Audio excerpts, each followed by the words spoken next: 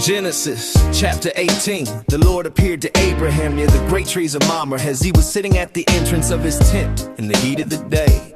Abraham looked up and saw three men standing nearby. When he saw them, he hurried from the tent entrance to meet them and bowed low to the ground.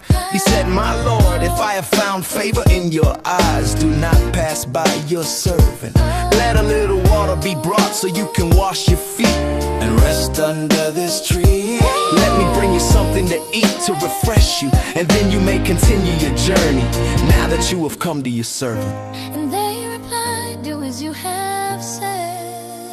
So Abraham hurried into the tent to Sarah. Quick, he said, "Take 3 measures of your finest flour, knead it, and bake fresh bread." Then Abraham ran to the herd, selected a choice tender calf, and gave it to a servant who quickly prepared it. He brought them curds and milk and the calf that had been prepared, and he set these before them. While they ate, he stood near them under the tree. They asked him, "Where is Sarah, your wife?"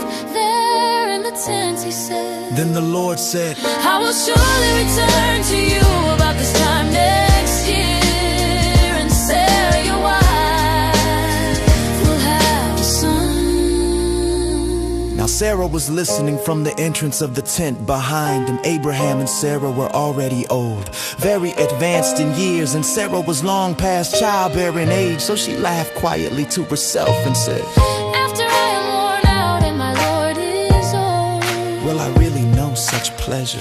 Then the Lord said to Abraham, "Why did Sarah laugh? Why did she say, 'Can I really have a child now that I'm old?' Is anything too hard for the Lord? I will return to you at the appointed time next year, And Sarah will have a son." Sarah was afraid, so she lied and said, "I did not lie." but he said, "Yes, you did."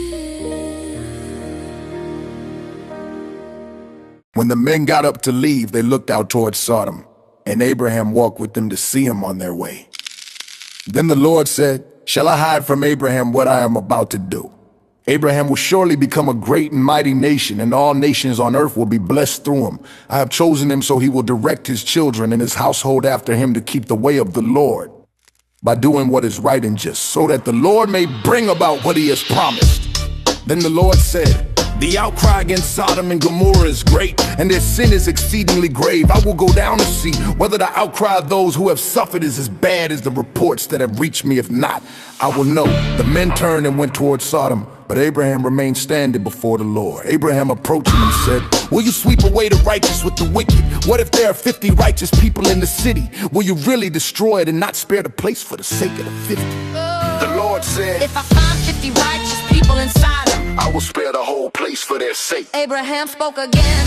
Now that I have been so bold as to speak to the Lord, though I am nothing but dust and ash, What if the number is 5 less? what if there are only 45 there?" God said, "I will not destroy it. I find 45. Abraham continued. What if only 40 have found it? God said, For the sake of 40, I will not do it. Then Abraham said, Please don't be angry, Lord. But what if only 30 can be found? God answered. I will not destroy it. I find 30.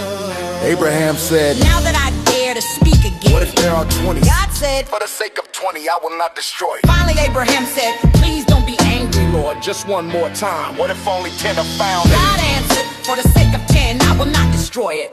When the Lord had finished speaking with Abraham, he departed, and Abraham returned to his tent.